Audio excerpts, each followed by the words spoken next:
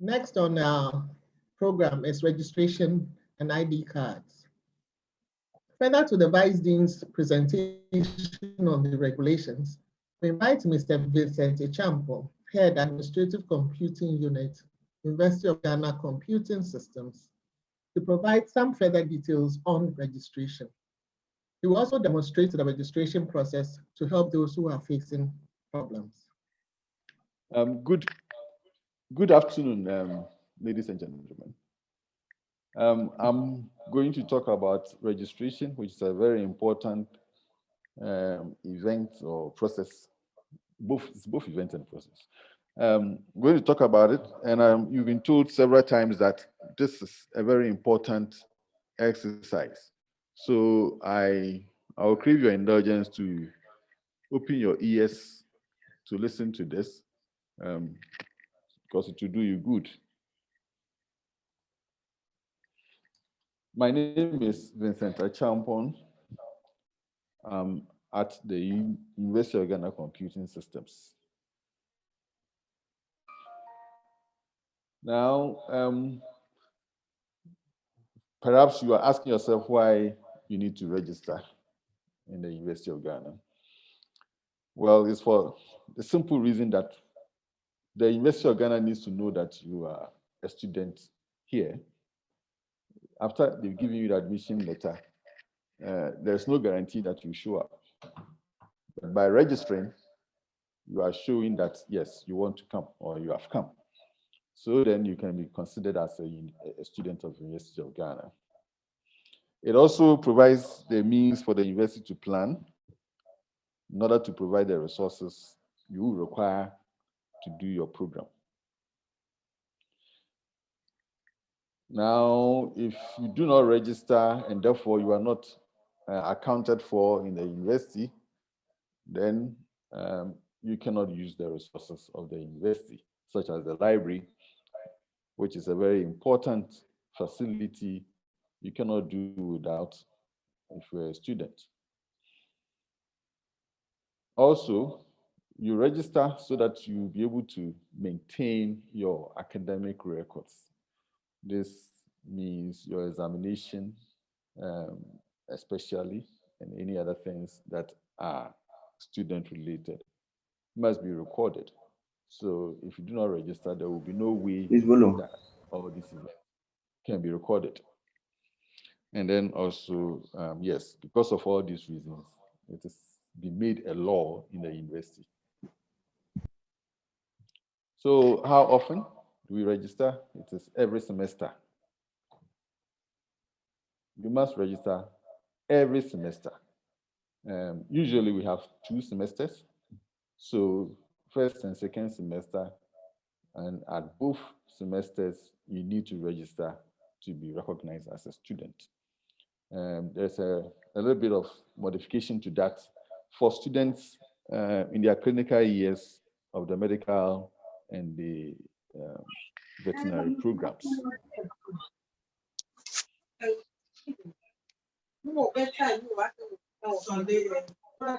Sorry, somebody's mic is on and it's making loud noise.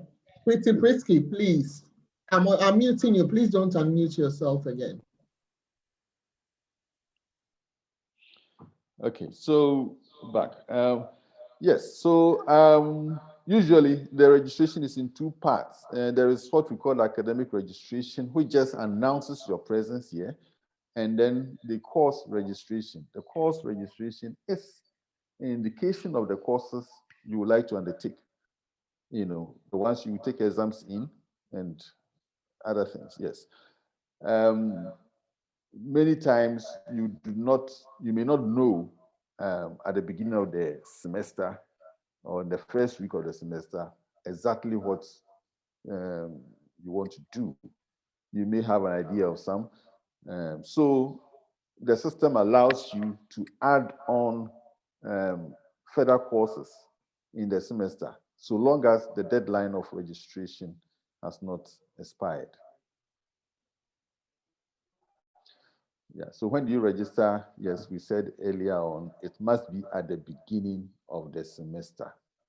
and a period of time is given for that. So you must do that within this period. If you miss this period, you may have problems. So please, the schedule is available to you. Make sure you keep to it and do your registration before the end of registrations for the semester. Okay, so you would ask how or what is the registration process? What does it entail? Yes, reiterating what has been said already, that to register, you must have paid the required fees. By required fees, I mean the portion of your fee that the university says you can pay. This year, I understand it is 50% of your academic fees plus 100% of your residential fee if you have obtained residence on campus. So after you've paid these fees, then you do what I mentioned earlier, the academic registration. And then after you have done the academic registration, you do your course registration. The system that allows you to do this registration actually allows you to do both at the same time. But as I have just explained, if you are not sure of which courses you want to take or you have to take, you can indicate the ones that you are sure of. Later on, you can add on to it. You can also even subtract from it. And some departments also require you to register with them by filling some forms or whatever means they demand. So ensure that for your department, you have met their requirements before you can consider yourself have completed the registration.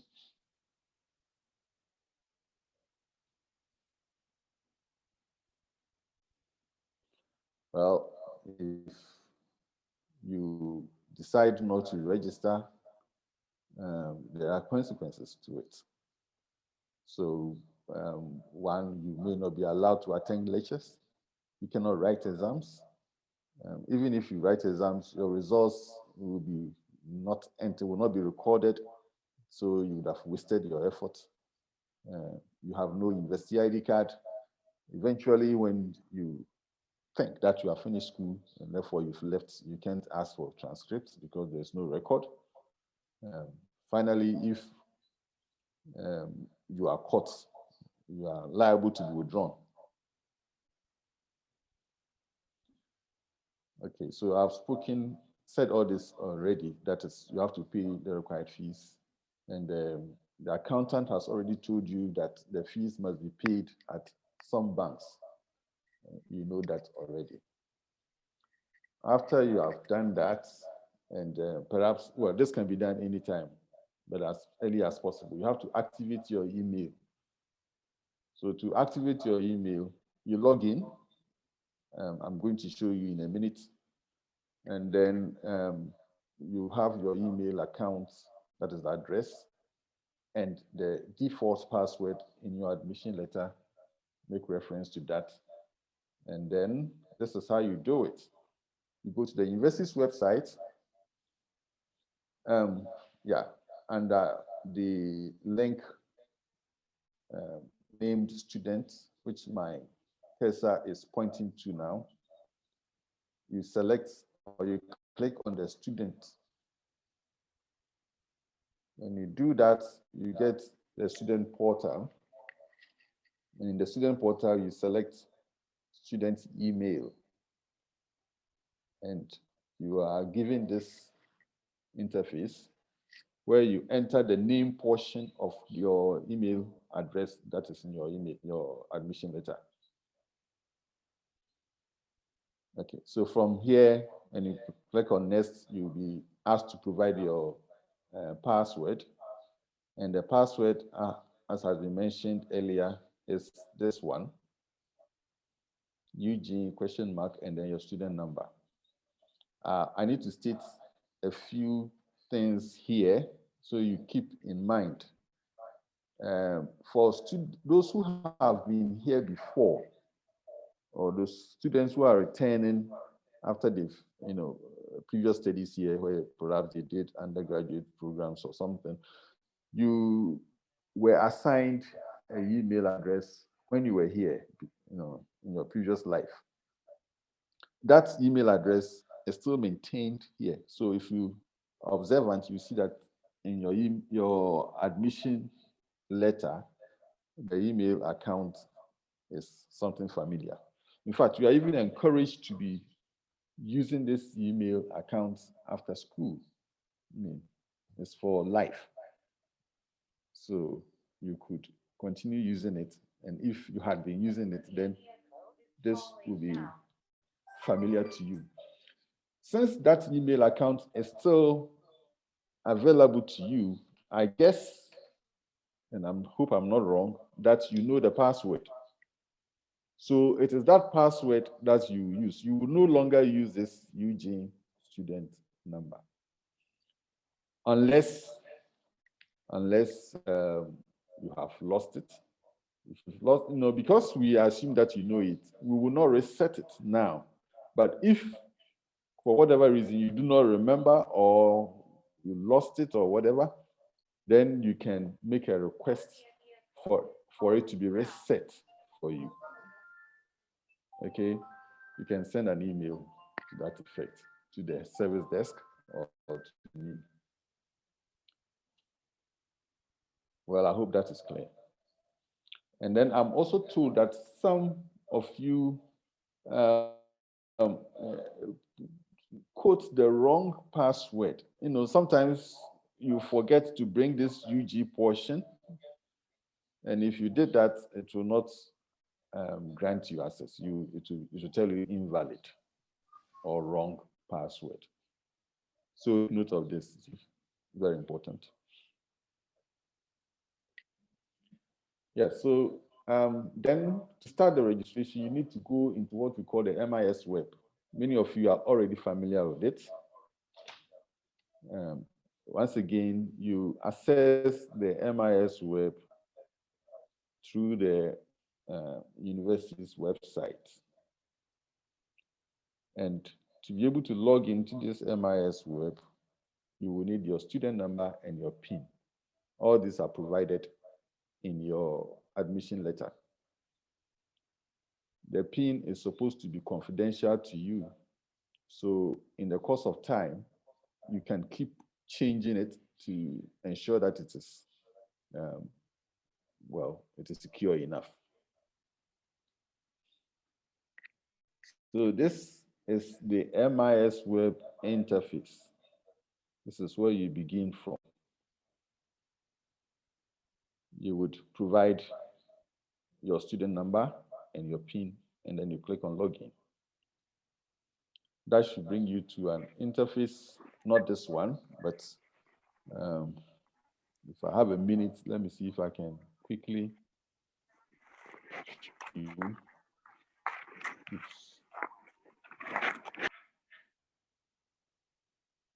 Yeah, so this is what you get. I am not a student. I'm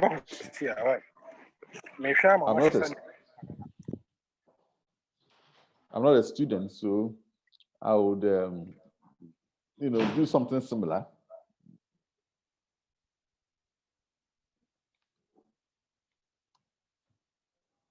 Oh, sorry.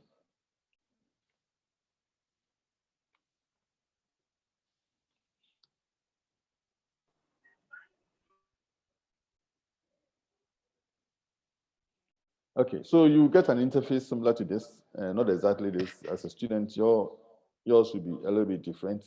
But what I'm trying to say is that, yes, when you log in, you should get an MIS web interface from where you can click on your on the link to register.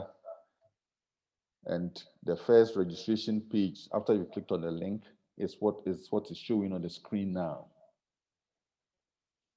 And then the next stage actually tells you here. He said you should click on the the highlight, which here it is POGLG 6. It is a code representing the program that you intend studying.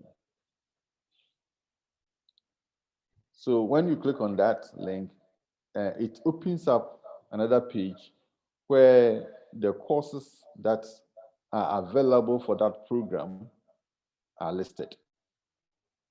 In fact, there are more than what you require. So you select the ones that you need or you want to do.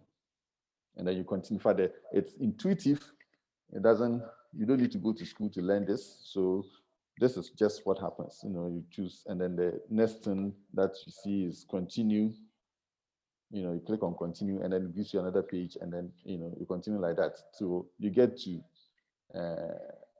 this one, which tells you the courses that you have finally selected. So we call this the proof of registration,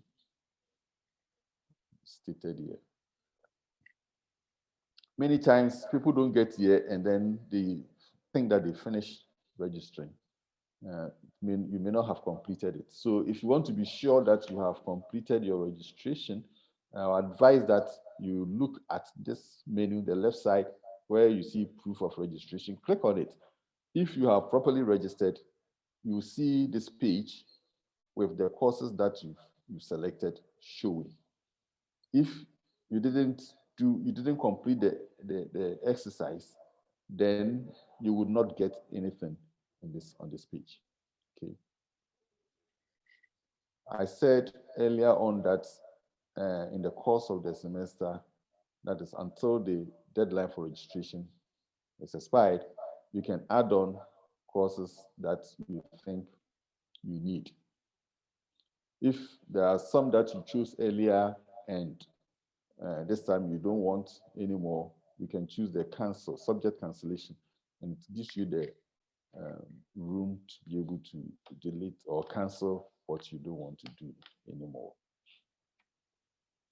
So you are required to print this proof of registration. This is how it will look on your screen if you want to print it. You print it for your records so that anytime it is required or there is some controversy, you can show it that, yes, you actually did it. So that is about registration. It is not a very difficult, in fact, it's not a difficult process at all. It is a very simple procedure, straightforward, intuitive, and no headaches here. But some may encounter challenges due to some reasons. The first reason is that you haven't paid your minimum required fees. If you haven't done that, you would not be able to go past the first stage. You will be encountered with a message such as the institution has not allowed you the use of this option. So if you see something, my brother, go and check, or my sister, go and check whether you have paid enough. And you can do that by using our friend here, the MIS, sorry, the enquiry. If you click on student enquiry, you would see, you will see this thing, summarized statement of account. I think the accountant made reference to it earlier on. So this is it. You will see that there's a summary at the top here, fee, and it shows how much you have been debited as at this time or this point in time. And this is the total of how much you've paid until now. And then there's a balance, which is just the subtraction of one from the other. If you have credits in your account, in other words, you have paid more than you have been charged, you will see negative something, right? If you see positive, then you owe the university. If you want the details also, that is what is down here. Well, you need the details because as the accountant said, you may have paid something to a teller who may have entered the figure into somebody else's account. Then it will not show here. So it gives you cause to chase it up. Now, if you look at your summary and you see that you have not paid 50% of the required fee, then you know why the system is telling you cannot, or you have not been allowed the use of this. So you go and pay up the difference so that you'll be able to register. Well, you can use this same MIS web to monitor how well you are doing in terms of your academics. So it's virtually a transcript. So you see the courses you have taken for each semester, each year, and the grades you have obtained. This has been covered so that you won't go and hold me responsible for revealing somebody's grades. So yes, your performance will be shown here, and it's you are advised to be watching this site frequently, so you are guided. If you know you are not doing well, you back up. If you are doing well, maintain it. If something is missing here, you have taken a course and it's missing here, again, it's cause for you to find out what's happening. For graduate students, you have a better relationship with your department, so you can easily find out from your lecturer what's going on. Sometimes the course will be listed there, but without a grade. Again, it means the grade has not been entered by the lecturer. So you want to find out what's happening. Here, nobody will call you to assembly and tell you, that you got A or B or C. In many cases too, the results will not be pasted on any notice board. So this is your notice board. This is your source of information. Come here to ensure that you are doing what you are expected to do. Okay, so that's about registration and a little bit about what the MIS does for you. There are a few other things which you can explore and find for yourself. Student ID cards, it is very important that each of you has an ID card, because that is what perhaps you show or to be demanded at many places that you need access. It might require you to use your ID card. Well, I can emphasize the importance of ID card. You all know why ID card is used. This year, I'm afraid the ID card will delay slightly. I've stated here that it takes about 3 weeks. This year might take about a month or a little bit more for you to get your ID card. So when after 3 weeks, you haven't received your ID card, please don't worry. It is still in the process.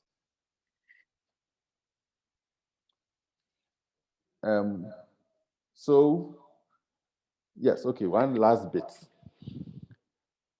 We have, again, through the MIS web, a facility for you to improve your ID card picture, especially those who have been here for long. If you are doing a PhD program and you've been here like 5 years, especially the ladies, sometimes you change.